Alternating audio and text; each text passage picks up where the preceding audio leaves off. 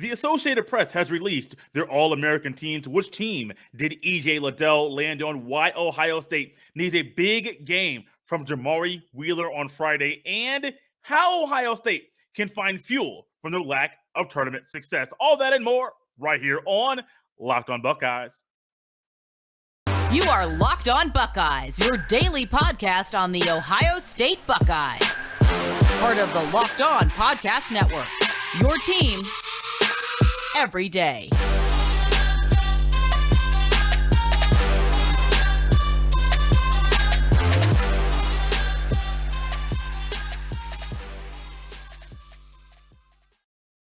What is up, Buckeye fans? Welcome back to another episode of Locked on Buckeyes, part of Locked on Podcast Network. I'm your host, Jay Stevens, also the host of the Jay Stevens Podcast. It is Wednesday, March 16th in the year 2022, and I would like to thank everyone out there for making Locked on Buckeyes their first listen of every single day.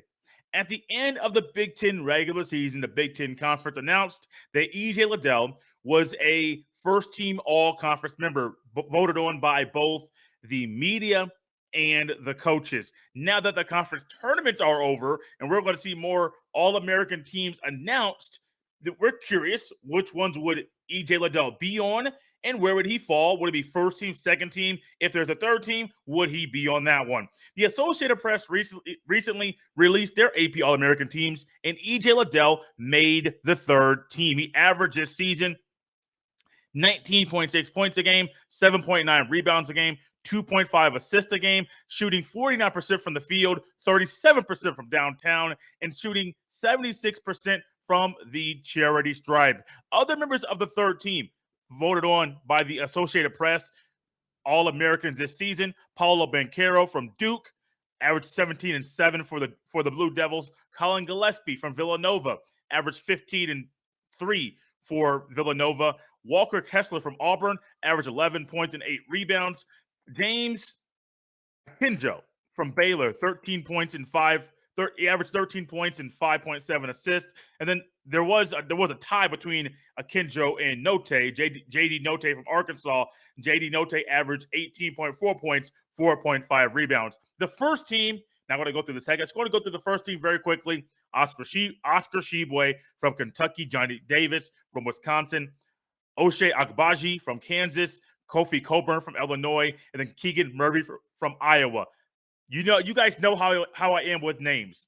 And when it comes to basketball and just sports in general, a lot more foreigners are playing in the States, and it's getting a little bit trickier to say some of these names. I'm glad that Jay Billis and Dan Schulman and these other broadcasters say these names so many times, because if I was looking at Oscar Tshiebwe's name by itself, I probably would butcher it if I hadn't heard it 1,000 times while watching the basketball. If I hadn't heard Ochai Agbaji, his name on television, I might get the first name and second and last name correct, but it might not sound as crisp and clear as it does right now. EJ Liddell's season has been amazing. It is not over, and his career at Ohio State is not over. So his story is still being written about what he's done in college. But so far today, EJ Liddell's growth, a lot of it comes up in the stat sheet. But you can go over more stats if you want to. But a lot of it goes to what we see on the court, the intangibles, and a lot of things we don't see. This year, EJ Liddell has become a better defender, not just with the blocks that he averages per game, averaging 2.6 blocks per game, standing at only 6'6". Some people say 6'7", 240 pounds. That's almost unheard of at that position, at that height, at that weight, at any level. I don't care if you're playing high school. Well, maybe high school because you're 6'6", and not everybody in America, in the world, is 6'6" playing basketball. But in college, in the NBA, overseas, most guys 6'6" or 6'7" are not going to average even 2 or 1.5 blocks a game. So that's one area in the stat sheet that has gotten better. But him being able to guard different positions, him being able to rotate, his help defense, EJ Liddell has been a better defender this year, which is why I do believe he will be a lottery pick in the upcoming NBA draft. But his leadership, that's something that's not measured in the stat sheet. No box score at all can measure what you mean to your teammates, what you mean to the coaches, how you are a coach on the court. The stat sheet cannot tell you that. It's one of those things you have to see and witness by watching the basketball. And that's one of the best things I love about EJ Liddell, and the list is very, very long. He is a coach on the court. He's able to help people. He's able to lead by example, and he's not afraid to get on guys when he needs to. EJ Liddell is a phenomenal basketball player. The Big Ten is littered with really good basketball players. I do believe the Associated Press, the first team, has one, and Johnny Davis, two, and Kofi Coburn, three guys from the Big Ten on it in the AP All-American first team from the Associated Press. The other is Keegan Murray. And then I do believe Jaden Ivey from Purdue made the second team. 5 from one conference? That's crazy. All 5 of these guys are great basketball players. The one thing I think that knocked EJ Liddell for being in the second team is not the players that are there. Second team All-Americans, go through it very quickly. Jamari Smith from Auburn, Drew Timme from Gonzaga, Jaden Ivey from Purdue, Benedict Mathurin from Arizona, and then Chet Holmgren from Gonzaga. I think Chet Holmgren had an argument to be in the first team. Jamari Smith, phenomenal basketball player.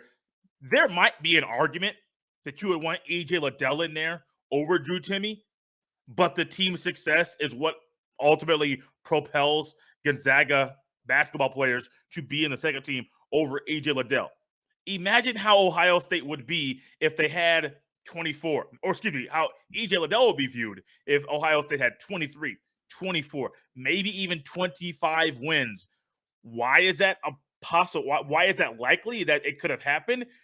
Well, nobody expected them to lose to Penn State in the Big Ten Conference Tournament. So there's one more win. That's 20. And you see they lost 4 of the last 5 games at the end of the season. Michigan, Nebraska, Maryland, that's 3. There was a 4th one in there. If they win just all 4 of those games that they should have won, there's another 5. That's 25 wins. If you want to say, okay, cool, they lose one of those, that's 24. It's realistic to think that Ohio State could have 24 or 25 wins right now, even with all the injuries. Let that sink in for you. And I do think if that was the case, EJ Liddell is a second-team All-American based off the team's success. The great thing about this award is that EJ Liddell got it. He is an All-American. Another great thing is that EJ Liddell is not done writing his story as a college basketball player. There's at least one more game left. That's on Friday. And trust me, you guys will want to be in your spot watching that game when it tips off at 12:15 Eastern Standard Time. Thanks again for making Locked On Buckeyes your first listen of every single day. Make sure to check out our Locked On Bracket Breakdown, March 14th, right here on the Locked On Buckeyes podcast feed. And yes, March 14th is in the past, which means that bracket breakdown is live on your podcast feed. College basketball experts Chris Gordy, Andy Patton, and betting expert Lee Sterling give you in-depth breakdowns on every matchup. The NCAA tournament brings out so many amazing plays from some amazing talents, amazing athletes. And one thing about those amazing talents, amazing athletes, a lot of them in the NCAA tournament are guards. Maybe off guard, 2 guards, shooting guard, maybe some old school terminology, but I still use it every now and then. And then from your lead guard.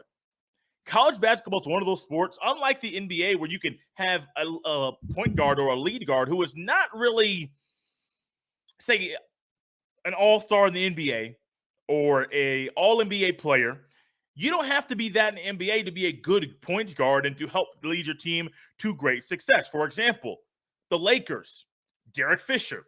I don't think anybody would say Derek Fisher is a 5-time All-Star. Not a 5-time All-Star.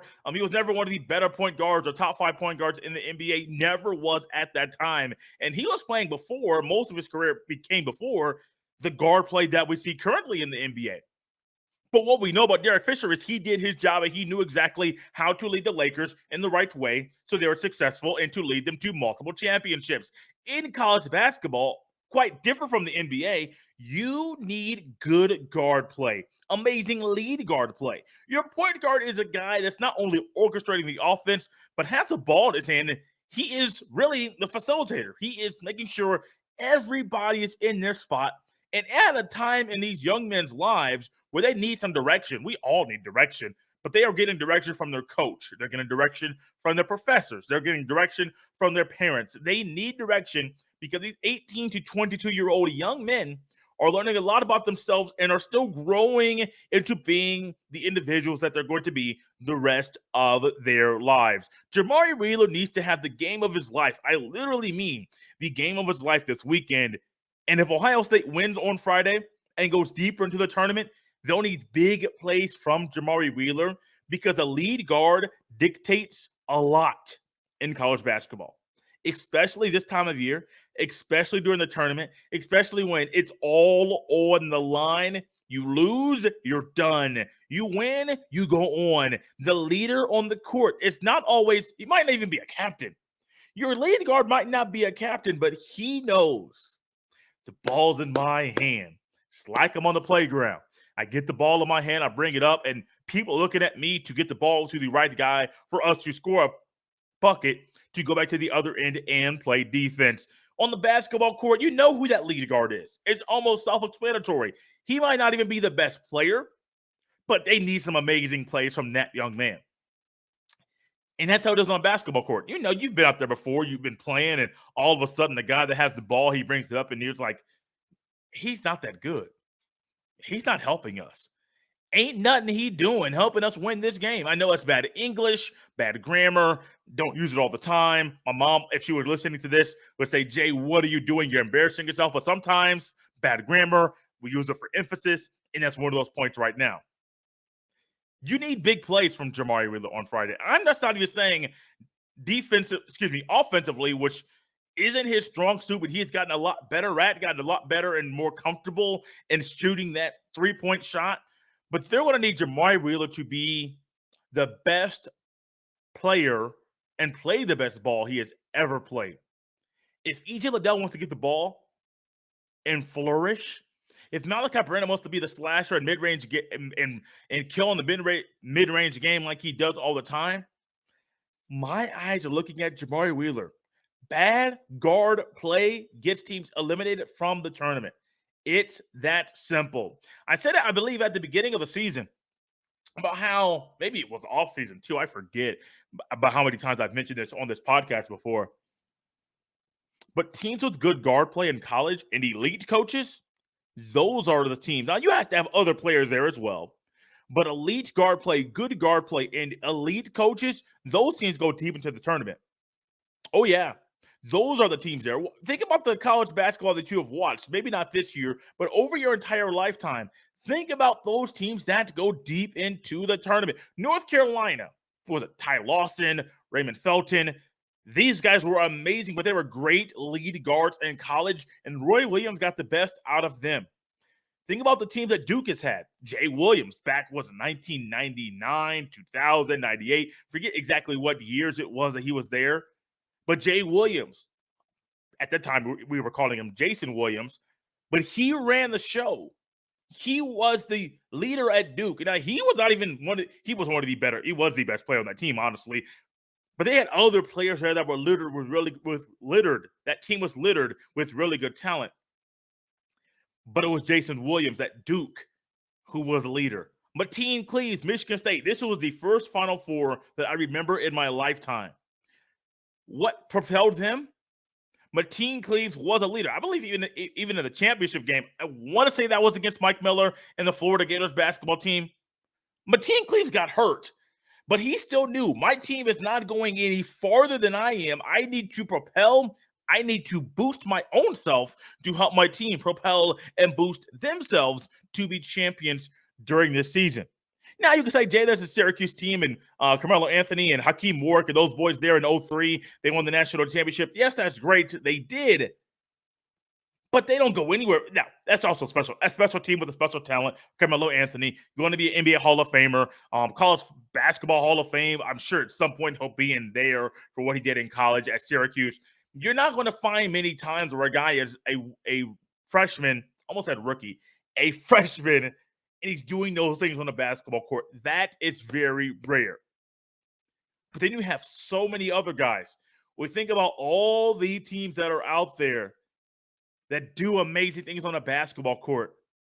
In this time of year, a lot of them go to the guard, the lead guard. Now I'm going to bring up something. No, I'm not going to bring that up. I'm going to dodge that conversation. That was just a shot, not a series of plays.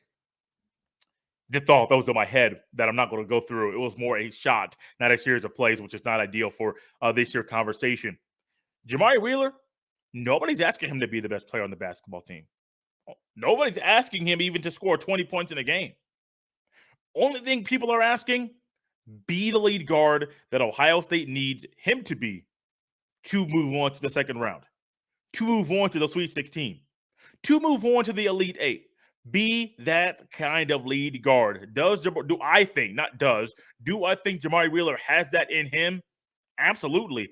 I believe he has another level of play he could tap into that maybe he has never tapped into before to lead this team to victory.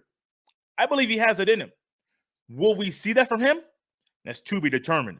But the Buckeyes will need Jamari Wheeler to have the game of his life, not only Friday, let's say they win, moving on, possibly playing Villanova in the second round. You're going to need good play all around, but especially good guard play, good lead guard play to beat Villanova. Jamari Wheeler, I believe in you. I believe in you, and I hope you believe in yourself. I'm sure you do, that in this first round matchup with Loyola Chicago, those Ramblers, that you bring the best game you've ever put on the court, because Ohio State would need it from you if they want to win their first round game. Guys, the YouTube subscriptions keep coming in, and I want to say thank you for that. We have a goal, 1,000 subscriptions. It's coming up. We're almost at 800. I want to get to 1,000 subscriptions by the NFL draft. Yes, I know more basketball talk has been on the YouTube. I know Buckeye fans are waiting for football. This is spring break week for the football team. I know they started spring practice last week. That's not happening right now. No practice this week. So we'll get back to the football talk starting next week. On the YouTube, make sure you subscribe. Make sure you hit the bell so you're notified every time a new video goes live. And make sure you hit the like button on this video and every video on this channel. And please, go ahead and leave a comment. Go ahead and leave a question. If you got a concern, a little critique, leave that there as well. I don't mind. It's a healthy way for us to help the show grow, all of us, and a healthy way for you to contribute to the show. It's a great way. You want to be a part of the show. This is an easy, free way for you to do so.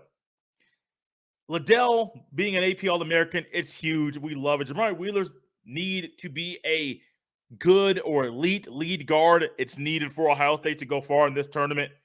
But as you look at Ohio State and Chris Holtmann throughout Chris Holtmann's coaching career, Ohio State specifically, tournament success has not been there lately.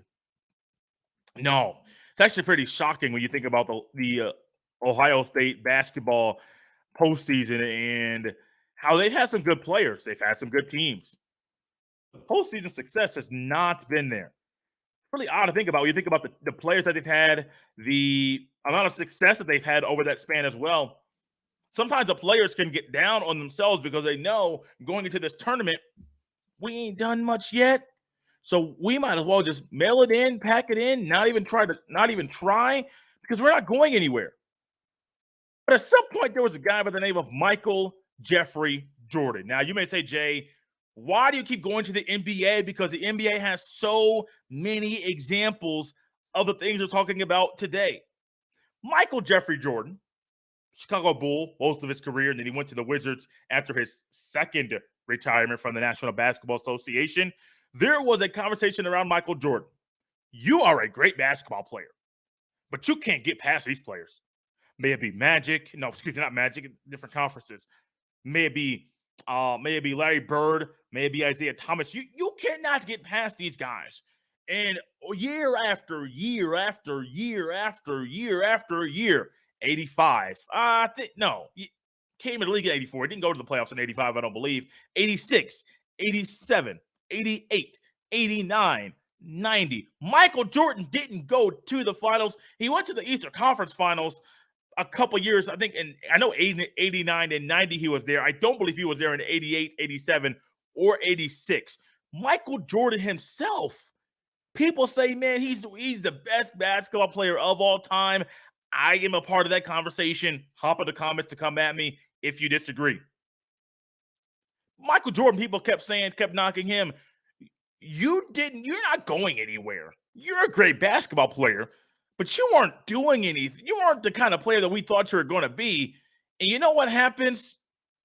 Michael Jordan eventually gets over the hump. Now, it took a coaching change from Doug Collins to Phil Jackson. Doug Collins was a phenomenal coach, really helped Michael Jordan grow in his game. But Phil Jackson realized something about Michael Jordan and Scottie Pippen, Horace Grant, Bill Cartwright, that team that they had, B.J. Armstrong. He realized something with that team and said, hey, you guys are good. Let's make some tweaks. Let's fine-tune some things. And Ohio State in this time, I know the injuries are a concern. I know the lack of the potential of not having Kyle Young and Zed Key. That's a huge concern. A bigger concern than Meechie Johnson playing in the game. If you don't have a starter and then your sixth man on the court, that's a huge concern for this team.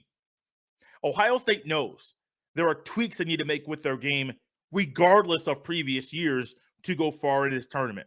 Ohio State knows Chris Holtmann's track record of only being in the Sweet 16, getting to the Sweet 16 one time in his coaching career.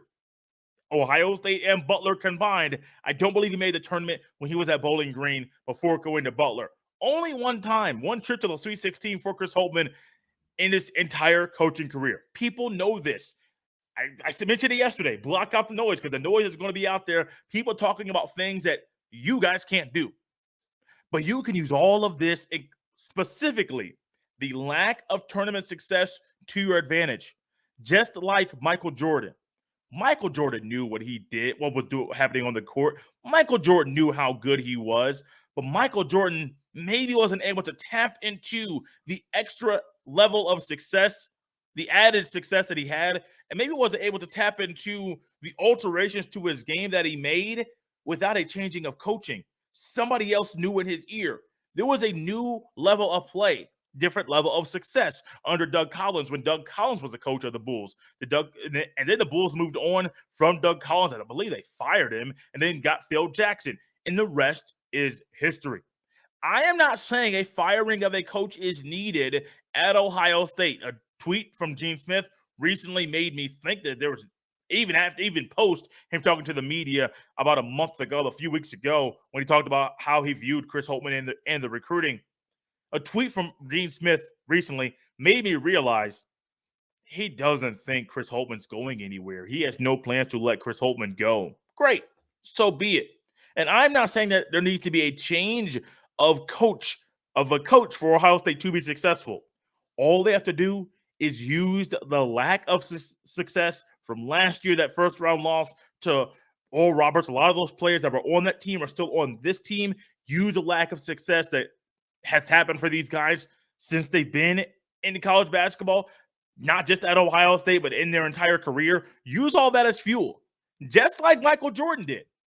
People told Michael Jordan, and they were talking bad about Michael Jordan and the Bulls because Michael Jordan couldn't get past these players. He eventually got over the hump and went 6 for 6 in the NBA Finals. Am I saying that Ohio State is going to eventually go on a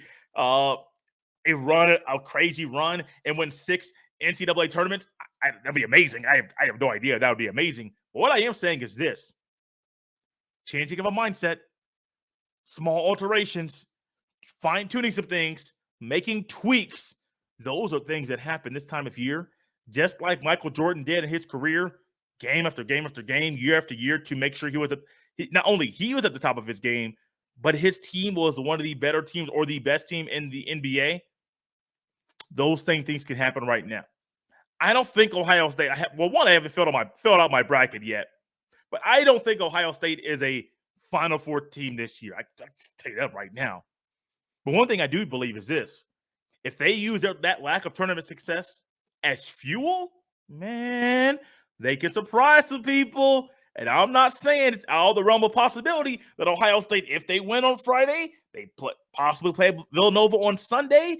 I ain't saying the Buckeyes will lose that second round game against Villanova, because we have no idea how good these boys will play over the next few days. Guys, Wednesday show is complete. We'll be back tomorrow with a preview of Friday's matchup with the Loyola Chicago Ramblers. Gavin Good from the Chicago Tribune already recorded a phenomenal episode with him. That will drop tomorrow. I have another guest planning on reviving a show that was going on for some few months here on Friday. As always, you can follow me on Twitter at jstevens07. You can also send all of your emails to jstevens317 at gmail.com. Thank you once again for making Locked On Buckeyes your first listen of every single day. Now, make your second listen the Locked On NFL Draft. Ryan Tracy and former NFL cornerback Eric Crocker bring the NFL Draft to life every day with insight and analysis on college football prospects and NFL front offices. It's free and available wherever you get your fine podcast.